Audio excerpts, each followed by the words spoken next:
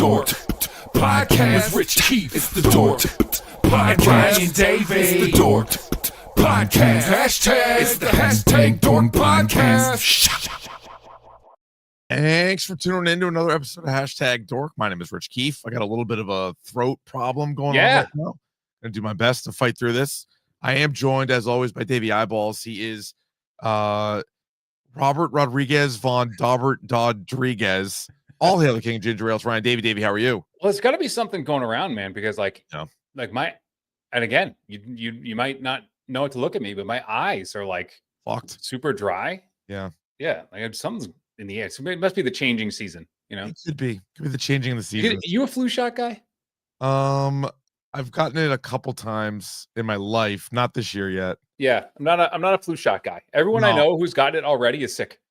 Yeah, yeah. Sometimes I do, but I haven't this year. But I don't know. It's right now. It's just like it's crazy. It's like pretty much just I sound worse than I feel. Okay, yeah. So, and sometimes you look fine and you feel like you got hit by a truck. You know, who knows these days? You don't know what people are dealing with. You know. So I'm gonna do my best. I have a lot of excitement for both of these topic du jours. I'm gonna fight through it. Yeah. But first, Ryan, did you watch the most recent Chair Company? Yes, I did. What'd you think? It's starting to turn a little bit more horror, which is weird. It wasn't as funny as like some of the other episodes, but it was like it's starting to like get weird. Yeah, that was my biggest take. It was the least funny by far of the three. There was something funny that happened. I can't remember what it was. This tells you like how unfunny this episode was, but I remember like laughing like a couple times. Just the little guy just like knocking over boxes. That guy was funny. We never talked about like the Jerky Boys. Did we talk about that in like the second episode?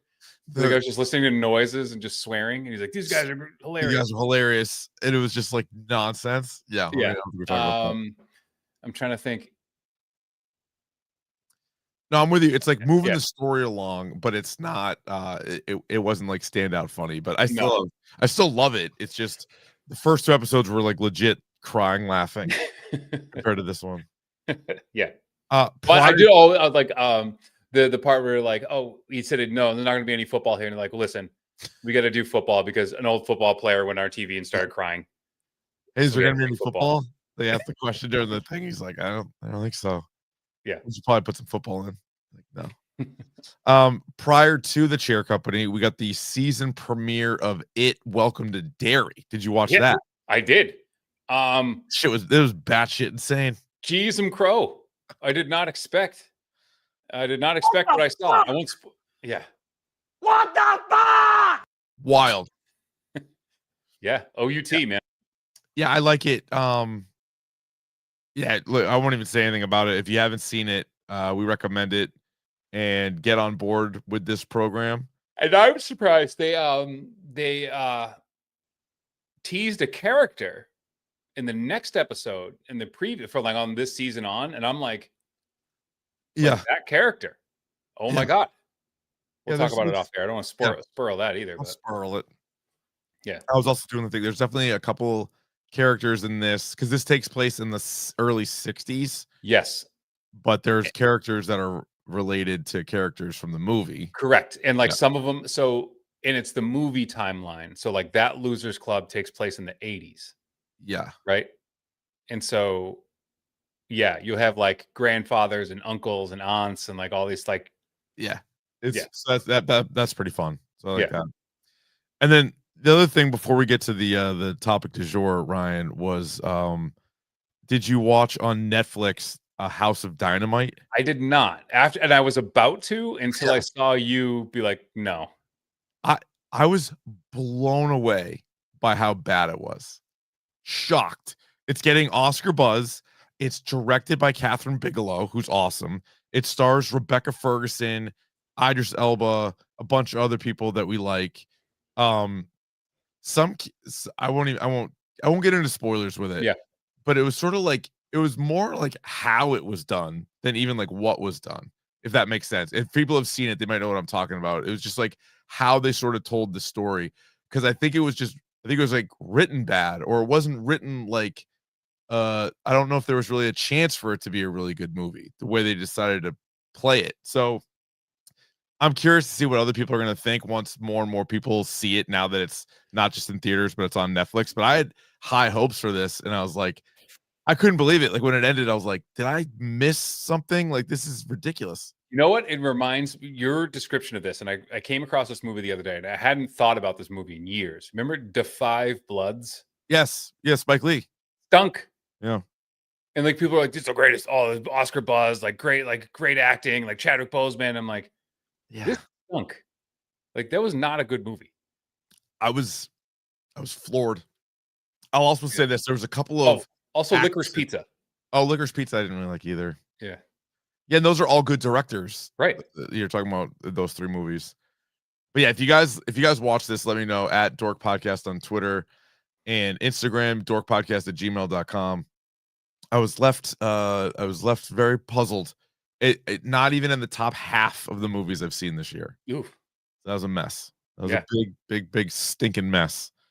But Ryan, I'll tell you what, it was not a mess. Y'all ready for bisque? The topic du jour. You're laughing. These are my favorite movies in the world. And I'm so glad you asked, because it's the topic of the day. And today, Ryan, we're talking about The Faculty. This movie, which maybe it hits too close to home because you are a member now of The Faculty. I am a member of The Faculty. Once were a student, you are now a member of The Faculty. This movie came out on Christmas Day, 1998.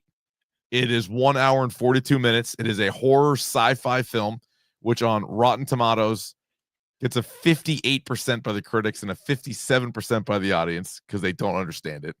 It was made for $15 million.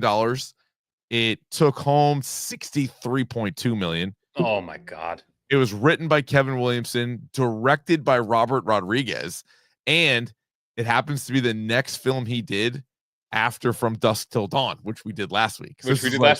And again, when doing this, I completely forgot that he directed this movie. It's amazing. Yeah, because is it amazing? He's certainly known for like no, it's amazing that he did this. It's yeah. You know, he's like the Desperado movies, and then like Sin City and From Dusk Till Dawn, and then all like the Spy Kids movies. This one is kind of a forgotten one, but it's in that wheelhouse of late 90s horror that I love. Like Scream, I Know You Did Last Summer, this Halloween H2O, what else would qualify? Urban Legend, 100%. Teaching Mrs. Tingle, Disturbing Behavior. It's like they all Idle kind Hands, of the same. Final Destination. Like there's like a run of these movies that just like exploded. And so I was having a conversation with my wife about this. Nice. And she was very much on like your side, or I'm like, this didn't age well. This kind of stinks. Like I not to tip my hand too much. This is like in the beginning. There's one line I'm like, this is terrible. And she's like, anytime a movie like this stinks, she claims it's camp. Like it can't be bad. Yeah. And I'm like, no, it can't. Like it can be bad. And she's like, no, it was intentional. I'm like, no, it wasn't. Yeah. Which the biggest fights we get into all the time. And this is like, I tell you, a little glimpse of the marriage. My wife will defend other people. Like if I come in hot, I think, have I told you this before? Yes. Yeah. On the podcast? Definitely in person. I don't know. Maybe on the podcast. Like but she will defend other people, not me. Yeah. Like all the time. I'll come in and be like, this motherfucker like fucked me over. And she's like, well, maybe he just, having a bad day. Let's hear his side. You're like, no, you should always be on my side. That's what I said. Like you'd be on you're on my team. Yeah, I get it. I believe that's why you and I have been friends for so long. It's like, I don't give a shit. Yeah, that's fine. I assume like, I don't. If you're dead, I've seen you be dead wrong. And I just be like, hey man, it is what it is. I've never been dead wrong, so I can't imagine you ever seen that. But I'm with you. Yeah. Other people have perceived you as being dead wrong, and I'd be like, I don't know what to tell you. Yeah. I'm like, I don't know the whole story. I don't need to know the whole story, but Davey's probably right. Yeah, no, I'm with it. Like in the chat, like it's a horror movie that has high school students who are all like 25 years old in real life playing high school kids. I am in on. I love it. I wish it was all a shared universe. It might as well be. And there's some weird messaging going on in this movie that we'll talk about in spoilers. Yeah, there's all spoilers, but yeah, it is all spoilers. Yeah, we will do all spoilers. I also want to say, doing some research for this film, Ryan Coogler, who we talked about how he obviously was inspired by From Dusk Till Dawn for Sinners. I was reading somewhere that he loves The Faculty, and there was like an interview that he did like a while ago where he was talking about like he really enjoyed The Faculty. regard. I wonder if I was famous, like if people are like, what's your like guilty pleasure movie? Like what I would say and like what You would say what terrible movie will you defend to the death? Like what? well, you would be like, I'm inspired by, you would say Big Trouble in Little China, Army of Darkness, Evil Dead 2, the original Roadhouse. And Roadhouse. And I would say like what's it like? Spinal Tap. Like those are like mine. Yeah. And UHF. Oh, and UHF. I do love UHF. Good one. Good one. All right, so we'll do all spoilers because this movie came out in 1998 and it's currently streaming on Paramount Plus. I saw it. This is funny. I watched it on Tubi.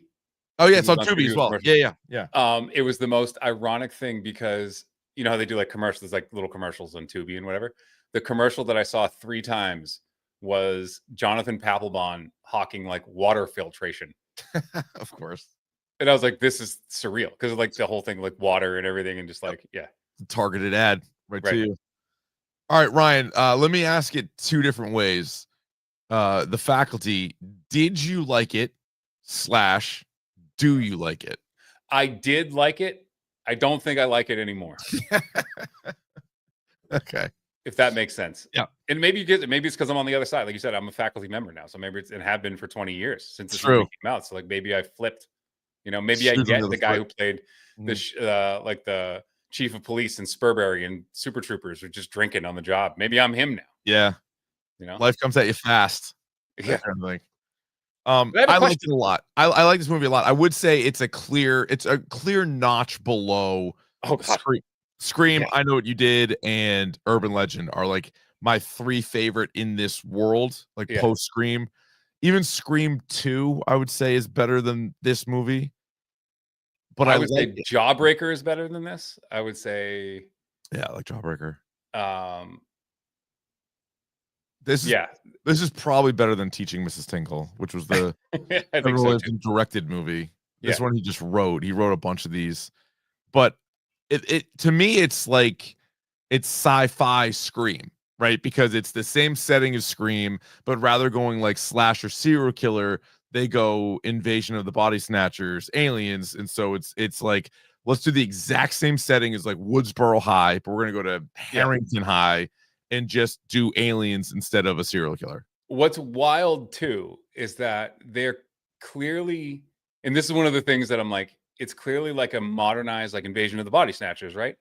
Except they mention that movie in the movie. They mention Nev Campbell in the movie. Like they mentioned Men in Black. Like they mentioned like all these things that came out, and you're like, what the hell are we doing? Like how meta is this? Well, that's what Scream. It's the same writer, so it's the same idea. And so what happened was 2 other guys had the story for it. So the story credits are David Wechter and Bruce Kimmel. And so they had this, and I think they even had this prior to Scream. And then Scream got a ton of success. And then they're like, all right, we got to make these kind of movies. And then so Kevin Williamson came in and basically took the story and applied all of like the Dawson's Creek dialogue that you get. You know what? Knowing that, what we know now, didn't you think it was fucked up that like Zeke is like selling like bootleg tapes and he's like Nev Campbell and Jennifer Love Hewitt nude in this? Yeah. That was kind of fucked up. Like, didn't Kevin Williamson like work with both of them? Of course. Like that's kind of fucked up. Yeah. Well, I mean, I was gonna get to this later in like the worst part of the movie, but no, I already had, that's not even close for me. I have a line like there's worse stuff, but I would just say like, yeah, there's definitely worse stuff. Now, this movie is, I think, where it stands apart from the other ones is the cast from top to bottom is so insane, because those other ones usually it's like really good, like quote unquote high school students, and then maybe like one famous adult, and then like everybody else is like kind of blends in.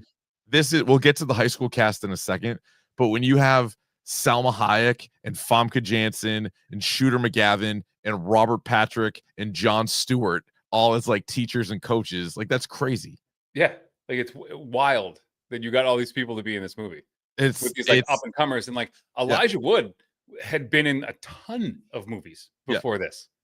Yeah, he was great. And then so yeah, you get Elijah Wood, you get Josh Hartnett, who was big at that time. Jordana Brewster making her film debut. Clea Duvall, who's in a bunch of these type of movies. Usher making his film debut. It's pretty loaded. And then a couple other people like what's his name? Sean Hattasey. But you would know him when you saw him. Like he's one of those names like you wouldn't, but he's like, oh, I've seen him in a bunch of these movies. Yeah, you don't know the name. Like, he plays Stan. like the yeah. And then you was it like Danny Masterson was in this too? Like not a great dude, but like I put that down as like one of the worst things. That's pretty well. They didn't know that back then. No, but watching it now, that's the watching point. Now, you're like, ugh. Anytime I see like a photo or like that 70s show pops up, I always go like, that guy was such a scumbucket. People that like knew him also got canceled because of like how bad he was. Oh yeah, remember like Mila Kunis and like they also like they did like a sad sack video that was on them too. No, but they did like they were like character witnesses for him. They say what a great guy he was, and you're like, what are you? You can't do that. Yeah, you can't do that. No. What's her name too? Got caught up in that. The new lead singer of Linkin Park. She like knew him. Yeah, that was a little bit of a mess. But yeah, really good cast. Also, that girl Laura Harris was in Suicide Kings. That's a good movie. Was she the sister in Suicide Kings? Yeah. What a fucking great. Why don't we do that movie? Why like God, what a great movie. It's horror month, but we can do Suicide Kings next month. Next we'll do like a dork throwback Suicide Kings. Love it. A lot of interviews that I read, the actors at the time, I think including Clea Duvall and a few others, thought this was going to be like a massive hit because of Scream. And they're I think that I don't think it's campy. I thought this was just like, to me, when watching it now, I'm like, this was just a fucking cash grab. This was just like they're trying to cash in on that wave of whatever. You get this hot new director, this hot writer. Like we're gonna like all and like pitching it to these actors was probably pretty easy. Like we got the director from Dusk Till Dawn, and we get the writer from Scream. This is gonna kill. And like, all right, sign me up. Oh yeah, and then once you get like one name, and then it's even easier. They're like, oh, and we got Hartnett's in it or whatever. Selma Hayek's in it, and Selma Hayek. Shooter McGavin is hot right now. There's a scene where Shooter McGavin's talking to Robert Patrick, and at the end of the conversation, Robert Patrick hits him with the finger guns. Yep, it's a tip of the cap to Happy Gilmore. All right, where do you stand on the soundtrack for the faculty? I remember hearing the soundtrack and being really excited about it because it was like these late 90s bands that were covering like other songs. And they kind of were like sad sacky versions of like 18, like I'm 18, the Alice Cooper song, and like Another Brick in the Wall. And it was just kind of like, it was just like that. Yeah. So these were the bands. Class of 99, they did the Another Brick in the Wall. Yeah. The Offspring, which they play in the movie. Creed, they did the I'm 18 song. D-Generation, who I don't know. Soul Asylum, Garbage, Stabbing Westward, Flick, Sheryl Crow, Nev, Sean Mullins, and Oasis. Sean Mullins. Sean Mullins hopping in here. I was reading it. So the lead singer of the Mars Volta, or who was the lead singer of At the Drive-In, who you know, he was talking about like Alien. He loved Alien Earth. He said, but he hated the outro music. And I was like, I saw your tweet. That's bullshit, dude. But he goes, cut it out with this bullshit monster. He goes, fucking bullshit monster energy drink shit. I love it. Unk rock. He goes, fucking monster energy drink bullshit. That's what this soundtrack is now. It's just fucking monster energy drink bullshit. Speaks to me. I like this one. I like this one as well.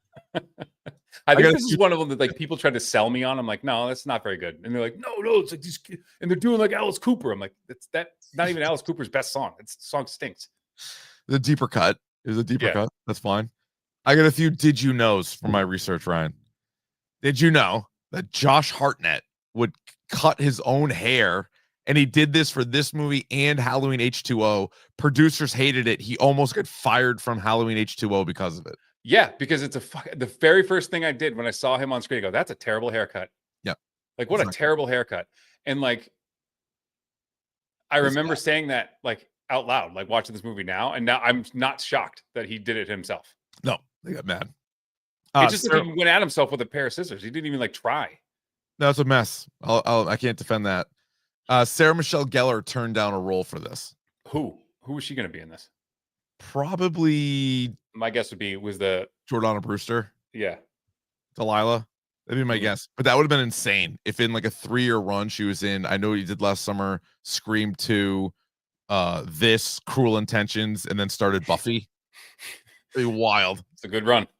It is a good run. Still is a great run.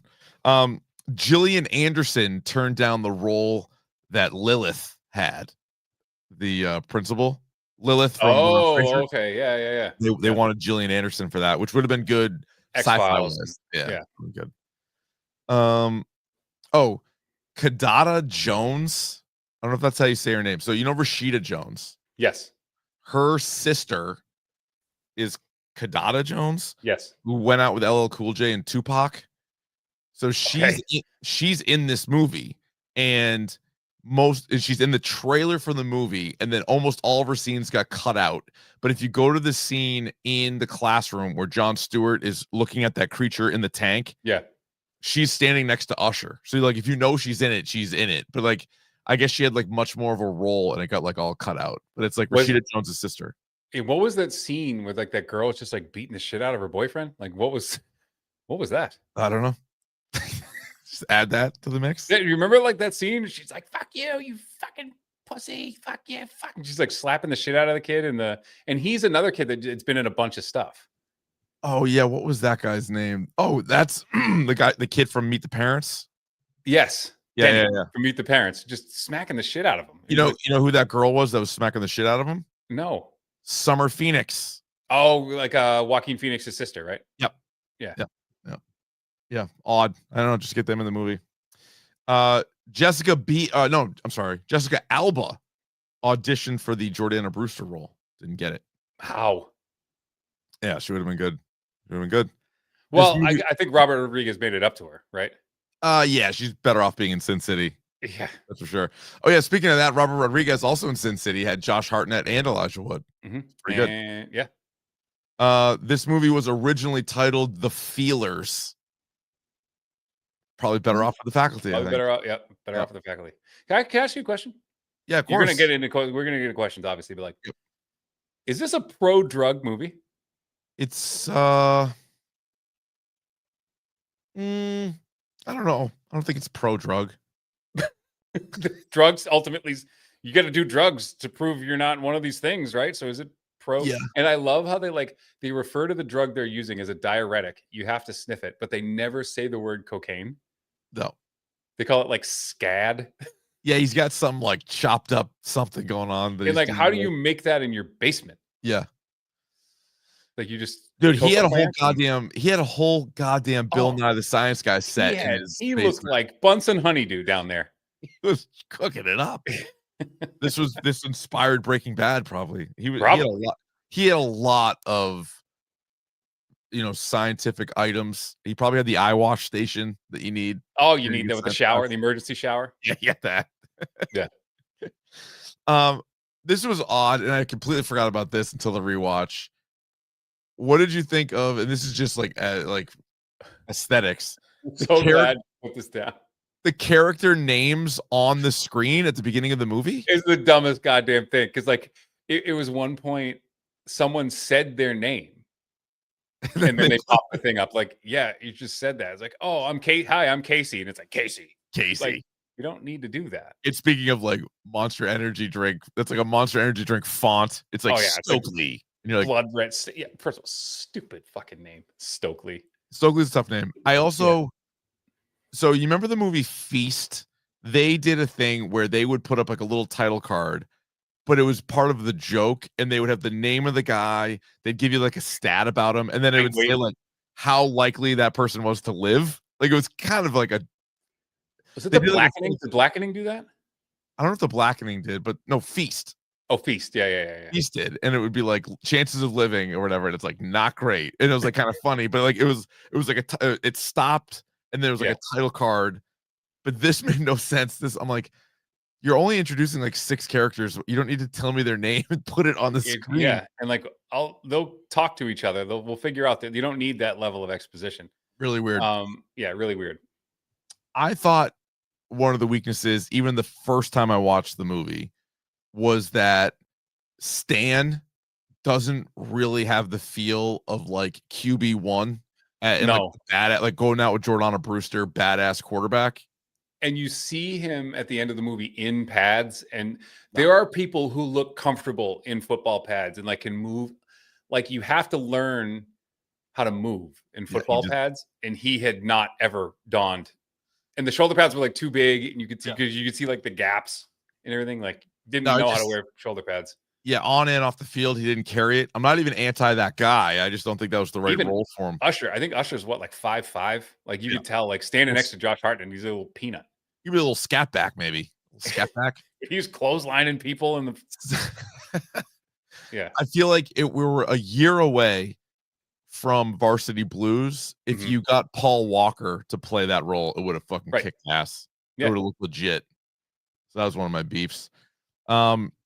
All right, so some of the biggest weaknesses for me, I know you have more that like have to do with like the actual film, but for me, upon rewatch, you wouldn't have said shit in 1998, but upon rewatch is seeing Danny Masterson, and then also with all these movies that I love so much, at the beginning and at the end of the movie, it's like produced by Harvey Weinstein, and you're like, fuck this. They're all Weinstein, like all these goddamn Dimension films, Miramax films.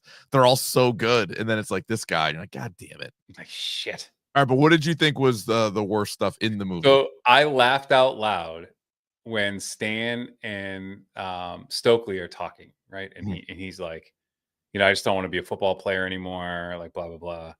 And he's like, he's going that whole dialogue of like how he like got a D, and then like someone gave like when we won 2A last year, and she interrupts him, and this is the exact thing. She goes, "Yes, because of all your completed passes."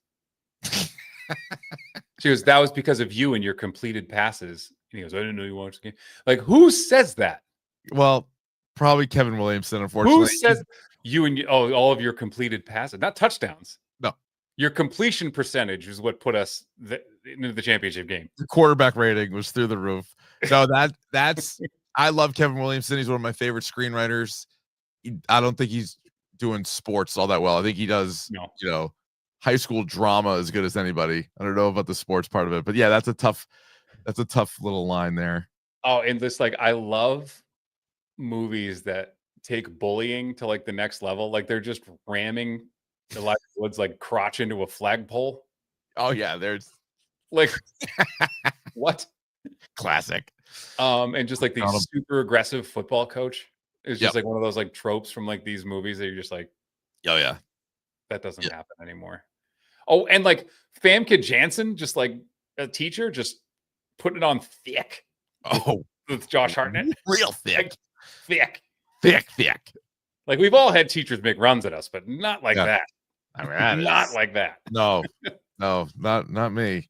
Good for Famke Janssen though. She burned hot there in the late 90s, early 2000s. Rounders, X-Men, this Made. Oh, Made. Yeah. Fuck yeah, Made. The biggest strength of the movie, I think, is the cast. Honestly, like just like looking back on it, be like, you had all these people in this movie. Like it's pretty crazy. The strength too. It's something I want to bring back that Josh Hartnett does such a great job of in this movie. We're bringing back the wide leg jeans. If you haven't, the Jinkos are back. If you haven't noticed that already, the long sleeve thermal under the t-shirt. Oh, I miss it.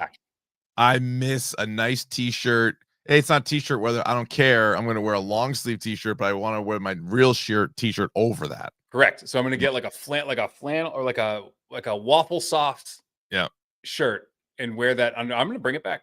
Fuck it. Here it comes. Why not? I think there's something comforting about that. It's the soundtrack of these songs. It's the outfits that these characters are wearing. It just makes me feel at home. That was the very first time my mother called me an MFer, called me a motherfucker because I refuse. She's like, you motherfucker. She's like, stop wearing two t-shirts. I got to do twice the laundry. She's like, you're doing your own laundry now. I'm not doing twice the laundry because you're going to wear two goddamn shirts. Yeah. That is something that I think if we have people a lot younger than us that listen to us, that was a thing that we did for a long time. Was you wear two shirts, two t-shirts. It meant that you liked music and you liked like alternative music. And You didn't take no shit. Oh, you didn't take any guff, and No. you would have the one shirt that was good for like undershirts, and then you have the other shirt that would go over the shirt. Right. And the dirtier the undershirt got, the better it looked. Yep. It fit like a glove. Mm-hmm. No. Those are my undershirts. Like an right. undershirt. Like, well, no. Those are just the shirts I wear under the other shirts that I like. It's just like a light thermal. You know what I mean? It's got that like waffle texture to it. Those were the best. I remember, I forget what year it was. Or some now. Okay. Started wearing, like when it was time to wear like a button up or something, or like even a golf shirt, and it was like, oh, you don't wear anything underneath that. You're like, no. And I'm like, weird. You're like, that's weird, man. You're not gonna like two-shirt it on that one? I can do 2-3 shirts. Yeah, it's odd. How good do you think the Harrington Hornets football team was? Oh, dog shit. Horse shit, yeah. There's one scene, they're like the very first tackle they try to make. You could see like the guy, like the lineman like catches up to the kid and then stops. Yeah, they had to like let Usher make the tackle, but he was definitely there. They were junk. Now it says they're in Ohio. Ohio, I would say good football. Yeah, good football. Real like Ohio, Pennsylvania. That's good high school football. Yeah, but they probably were not. Also pretty amazing, speaking of Zeke, played by Josh Hartnett, at the end of the movie, he has now sort of switched roles with Stan. He is now a jock, playing football. He's at football practice, smoking a butt. He's ripping a dart. Outrageous. And the coach actually goes, put that butt out. He's like, he's sitting there ripping a dart. He's got his uniform still on, takes his helmet off, ripping butts. I love that. I love that moment. Ryan, this is something you have to really appreciate. There is a fan theory, which I fully support, that the faculty is in a shared universe with Cabin in the Woods. If you remember, in Cabin in the Woods, there's a couple of lines of dialogue and scenes that lend to this fan theory. One being, so first of all, Cabin in the Woods, we love this movie, and in it, you find out that there's like a group controlling all these different like crazy things that can go out there for human sacrifice, right? So they can send vampires, they can send zombies, they can send aliens, they could send whatever to these different places for this human sacrifice. What does the guy go crazy for the mer people, like the mermaids? You wanted mermans. Didn't you want mermans? Yeah. So they said something in there about how like there have been on like a crackdown ever since that issue or whatever, like the glitch in 1998. They refer to it. The two dudes talking, Richard Jenkins and the other dude, Bradley Whitford. Yeah. The two of them are talking about it, and they're like, "Oh yeah, blah blah blah," since like 1998. And there might even be a reference in there too about like the alien one gone wrong or something like that. But there is like, I don't know. That's pretty concrete for me. I will say this is in the Cabin in the Woods universe. I like it more thinking about, so I'm going to allow it because I like I like that theory that this was like just and again, introducing the Southern Belle who said her full name a lot. Yeah, she did. A lot. Yeah. Well, yep. Let me see. Shared. Let me see if I'm missing anything. But this I like quite a bit. Let's see. What does Google AI tell me? Let's see. Early in the film, the faculty's technicians, Hadley and Sitterson, discuss a previous failure. Sitterson mentions an almost disaster that occurred in 1998, blaming it on the chem department. I mean, that might be as loose as it is. It basically was like a failed ritual that they had, blah, blah, blah. I like it. I'm sold. Put it down. Put it in the book. Put it in the books. Do you like this? Sometimes you see this in Dracula movies. Sometimes you see this in like alien movies. The whole idea if you kill the queen, yes, and that destroys everybody else. Do you like that as a plot device? I would have if they didn't like mention it, that's like how they knew how to do all this stuff. Yeah, they were aware. Yeah. Like, no. Well, in theory, like if you just do this, then you're good, you know? Yeah. And I love one of the worst parts too is like Jordana Brewster and like everyone's saved at the end. And there's no trauma. Everyone's fine. They had aliens in their brain and everyone's like, a month later, just business as usual. Everyone's good. And then Jordana Brewster throws down like a Time magazine and with like Elijah Wood's picture on it. Yeah. Like they say clearly that like it's a mystery they haven't solved yet, and basically like everyone thinks these kids are full of shit, except for like Time Magazine, who's going to put the kid on like the cover. Time Magazine's on it. Yeah. By the way, everybody but Zeke got infected. He was the only one that never got infected in the whole movie. Wow. Yeah, pretty good. Good for him. Who is your MVP of the film? It's got to be Zeke, Josh Hartnett, right? Because he's a bad boy. He's going to do donuts in the park. He's going to whip some shitties in the parking lot. He's going to do some donuts. He's going to sell you some drugs. But at the end, he's a smart kid. It's true. And he's going to be the hero there. It should be his movie. I think many would see it as his movie. I do think Elijah Wood, though, has a good case. Casey Connor, I thought he was really good. I can't believe too that he ends up with Delilah there. Well, listen, he had a lot of switcheroos there with the old, and like probably one of the weakest points of the movie too. You got to stop calling the girl you don't like a lesbian just because you don't like her. Yeah, that did not age very well. Can't do that at all. Yeah. Yeah, that's tough. Did you have a what the fuck moment of the movie? There had to be. Oh, there's a bunch. I mean, just kind of like the reveal of like the queen and like the queen getting stuck in the bleachers. By the way, which was a real fear of mine. Oh, stuck in the bleachers? Those ones that like with the huge ones? Like, you had to like run under like, and your friend would like push it a little bit, like just to scare you. Like I didn't like that. I think early and along in the movie, once you realize shit's about to pop off. So Robert Patrick, Coach Willis, yes, he is going after Lilith, the principal, and she's like, "Oh, like, dude, you're drunk. Like, get out of here." And then he comes at her and he takes a pencil and goes right through her hand. And I'm like, "Oh God!" And he said, "I always wanted to do that." I was like, "What?" Yeah, it's fucked. Why? I don't like that talk at all. Don't do that. All right, Ryan, let me ask you a question. Okay, please do.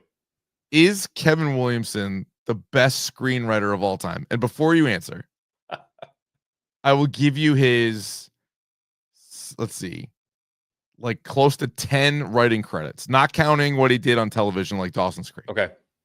He wrote Scream, I Know What You Did Last Summer, Scream 2. He was an uncredited writer on Halloween H2O. He wrote The Faculty. He wrote Teaching Mrs. Tingle. He wrote Cursed. Ooh, that's a slept-on movie. It is, yeah. With Christina Ricci, I like that one. He wrote Scream 4, and he wrote 2022's slasher called Sick, which I also watched. Really wasn't that bad. So to answer your question, no. Okay. He's not. Oh. I don't put him in like, the Coen brothers universe, or like well, they've had some stinkers. I don't think he's missed, is my point. Higher hit rate, if nothing else. Guy don't miss. Halloween H2O. And I'm like, that movie stunky, but Brandy was in it. He's paying. Oh no, was Brandy in it? Was it No, dude, no. Was it Kelly Rowland? It was like a Destiny's Child was in Halloween H2O. No. What? There was a singer. Hang on. Halloween H2O is the one with Michelle Williams and Josh Hartnett and. No, I know, but there's. Brandy's in I Still Know What You Did Last Summer. Was Kelly Cool J? LL Cool J in? Yeah, LL Cool J's in that. Kelly I knew it was like. No, she's in Freddy versus Jason. Okay. That's what I was getting that confused. Yeah. Yeah. Well, he's not even credited as the writer, but it pops up on his IMDb. So I bet there's a story where it was kind of a mess, and then he went in and kind of fixed it. Is my guess. I don't know. Maybe a lot of good stuff. A lot of heavy hitters in the cast in Halloween H2O. Hell yeah, real good cast. Yeah. Paul Rudd.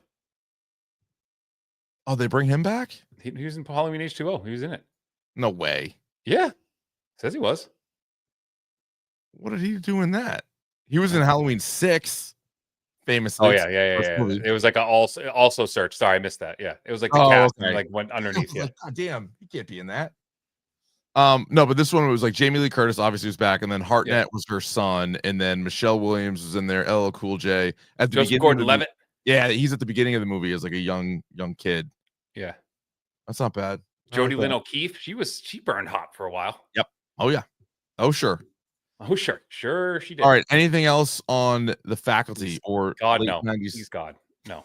Late 90s horror. All right. Well, thanks for everybody for listening to this one. We appreciate it. Let us know what you thought of The Faculty. If you're watching it live, jump over to the other link. We're gonna pour through the year so far in horror movies, which has been pretty outstanding. So we'll rip through a bunch that we've seen, some of the other ones that we haven't, that we want to, and discuss the best and the worst in 2025 horror. All right. In the meantime, you can hit us up on Twitter, Instagram, YouTube. You can email us, dorkpodcast@gmail.com.